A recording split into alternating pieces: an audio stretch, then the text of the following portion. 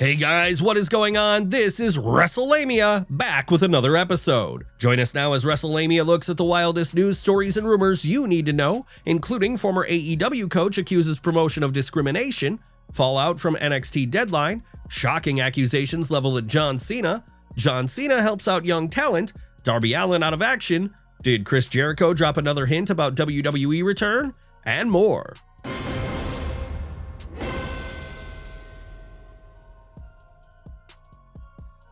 Sarah Stock slams AEW's treatment of minority wrestlers. Topping today's news are accusations from former AEW coach Sarah Stock about the promotion's alleged discriminatory treatment of minority wrestlers. Stock took to X claiming that AEW's chief operating officer Kosha Irby's efforts to save money led to discriminatory treatment. Here's how Kosha Irby and AEW took care of Mexican talent. To save money on flights home between Dynamite and Collision, they'd fly in Mexican talent on Tuesday and keep them in the country until Sunday, no per diem, no food allowance, and only 1 day a week at home with their family. I was furious when I found out.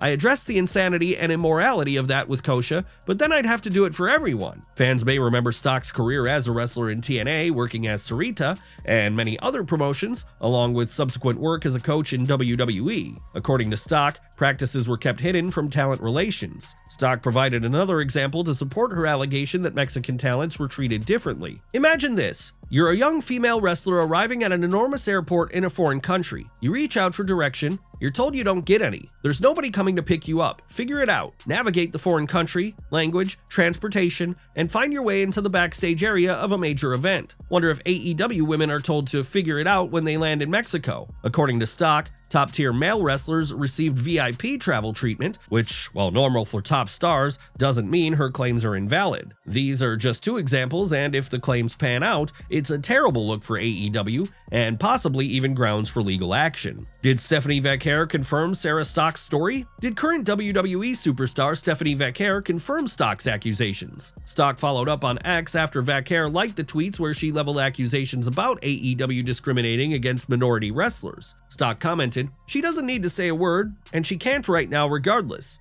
Don't worry, Steph, I saw everything. You did the right thing." What do you think of Sarah Stock's statements? And do you think Stephanie Vaquer liking the tweets is a silent endorsement of their validity? Fallout from NXT Deadline. NXT held their last PLE of 2025 and fans are still recovering from the fallout, including the crowning of a new NXT champion, a major return, the emergence of two possible world champions, and Cody Rhodes' opponent for Saturday night's main event. The show saw Oba Femi defeat NXT champion Ricky Saints for the title, which also means Oba will throw down with Cody Rhodes this Saturday. In other action, Kendall Gray won the 5-woman Iron Survivor Challenge, while Javon Evans won the 5-man Iron Survivor match. This means Gray and Evans will receive an NXT Women's and NXT Championship match respectively. Deadline also featured the shocking return of Tony D'Angelo.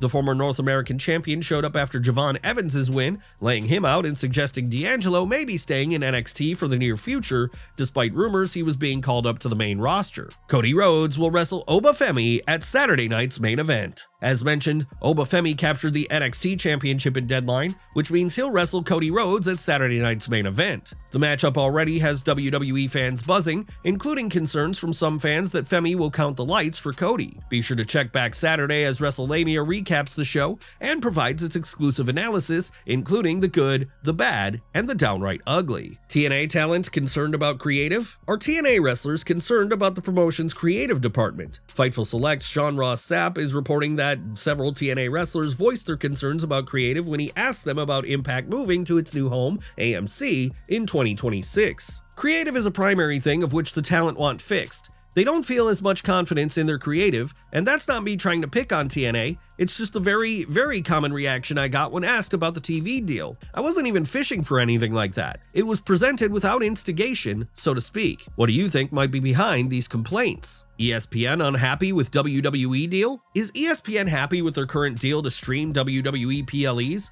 The subject has been in the news ever since ESPN's poor grades for WrestlePalooza, and more recently, due to comments from former WWE writer Freddie Prinze Jr. In case you missed it, Freddie claimed on his podcast that, ESPN, by the way, is so unhappy with the deal. I was talking to a friend of mine who works for Disney, and he was just like, yo, they better make their money back on this deal. He just said, they're hot. Fightful Select's Sean Ross Sapp reports he reached out to an ESPN representative and was told an ESPN rep claimed that they haven't heard that chatter and have enjoyed working with WWE. Now, the Wrestling Observer newsletter's main man, Dave Meltzer, is weighing in, noting that it's unlikely an ESPN rep would admit that the company is unhappy with their WWE deal, assuming that's the case. And, look, there was no way possible ESPN would be making back their money on the deal. Anyone who couldn't see that couldn't do basic math. WWE is a loss leader with the idea it builds the name value to the service at this point. They were paid way over what they could deliver in subscriptions by Peacock, which lost ridiculous money, not solely due to WWE, but WWE was part of it during that period building the service. And the same will be true of ESPN. Diamond Dave explained why streaming services pay so much for WWE and UFC content. And it won't be as bad as the Paramount losses for UFC. But WWE and UFC are seen as valuable properties due to name value, and the rights for those properties is way above what you can actually break even on. And if they expect different, they literally can't do basic math. While there may be some weight to Meltzer's argument, it's unknown how much ESPN is making or losing from the deal, and what ESPN executives consider acceptable losses, if any, for the brand recognition of WWE programming. Former WWE superstar accuses John Cena of verbal and emotional abuse. Shocking accusations are being leveled at John Cena by former WWE superstar David Otunga. Otunga recently posted a YouTube video discussing an incident from a 24th September 2010 match in which he teamed with Wade Barrett to take on John Cena and Evan Bourne. Otunga is alleging that John Cena overreacted to a move in the ring, getting physical during the match, and later going off on Otunga backstage. According to Otunga, the explosion appeared to come from a spot where he draped Cena's neck over the top rope, then yanked the rope back. So I hang John Cena up on the ropes. He's hanging there. I'm flexing, doing my stuff. I slowly walk over, John is hung up. I reach out and grab the ropes, the first step in the move, and the moment I touch the rope, Cena does this awful looking sell. I hadn't pushed it out or pulled it back yet. I just touched the rope and he sold it. Way too early. It looked terrible. As Otunga tells it, things quickly escalated from there. I turned around and, boy, Cena's pissed. He's kicking my ass in there for real and cussing me out, telling me how terrible I am, that I live in fantasy land, that I'm awful, that when this is over I'm going back to FCW. He's doing this in the middle of a match. During the video, Otunga explained how Cena allegedly launched a verbal tirade on him after the match. I don't even get to say I'm sorry. Cena is cussing me out as soon as he comes through the curtain in front of the entire locker room, totally dressing me down, telling me this is a fantasy for me, that I'm not a real wrestler, I shouldn't be there, I can't hack it, and I'm going back to FCW. He says the first thing he's doing is calling Vince McMahon. He's calling the office. Otunga described how angry he became over Cena's alleged tantrum. And it's so bad that I start getting tears of anger. Not crying, just rage. Because what do? I'm not going to put my hands on him. He hadn't crossed that line physically, but he's talking to me in a way that no man talks to another man. Totally disrespectful, and the whole point is, he messed it up. The situation upset Otunga, and in hindsight, he wishes things had gotten physical backstage, claiming, if John Cena had put his hands on me backstage, I would have beaten the dog shit out of John Cena, and fast. And adding, it probably would have been better if it had just been a physical altercation. At least it would have ended quickly. But the fact that it was verbal abuse, and I couldn't do anything but take it, I was a rookie, so I guess I just had to eat that and be humiliated in front of the locker room, the agents, the audience, disrespected, with all kinds of undertones thrown around. What do you think about this story? Do you think David Otunga should have brought it forth sooner? Let us know in the comments below. John Cena's incredibly helpful gesture. Well, fans will have to assess David Otunga's accusations. A new report is providing another example of John Cena's incredible generosity during his WWE farewell tour. Cena's fellow superstar Bayley has been holding Lodestone, a training camp for aspiring female wrestlers, and the attendees got a surprise of a lifetime when John Cena showed up. Bayley tweeted, "The first is forever. Lodestone 2025. Thank you, John Cena." And as we're exactly 1 week away from his last match, John showed up today, watched 10 women's matches, and spent 8 hours with us. Legit 8 hours. No conversation or piece of advice could have impacted me the way he did today by just showing up. Not just for me, but for each person in that room. This meant the world. I'll always strive to be what John was today. The GOAT. Cena isn't the only superstar to lend their help.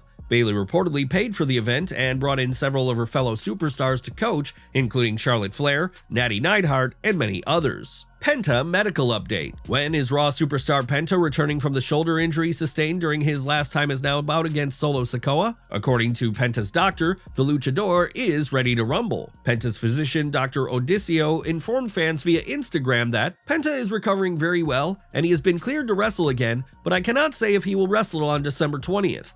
Not because of his injury, but because of WWE. It depends 100% on WWE if he can compete. Darby Allin pulled from Continental Classic. Bad news for Darby Allin fans, as AEW's death-defying wrestler has been pulled from the promotion's Continental Classic tournament following an injury suffered on 26th November. According to Figure 4 Wrestling Observer Online's Brian Alvarez, Allin was hospitalized for a week, and it was unclear whether he'd be medically authorized to compete. Fans tuning in to the 6th December AEW Collision got the news when Darby sent a video message informing them, "The AEW doctor is taking me out of the Continental Classic," which is fine. If you want to save Darby from Darby, that's fine. I don't give a shit. I hear Jack Perry's taking my spot. I've never seen eye to eye with Jack Perry, but if you're taking my spot, man, just go on. Win the whole thing. I hope you do. Wrestlelamia sends its best to Darby Allin as he deals with this injury. Chris Jericho teases WWE return again. Last but not least, will WWE fans see Chris Jericho return to the promotion in 2026,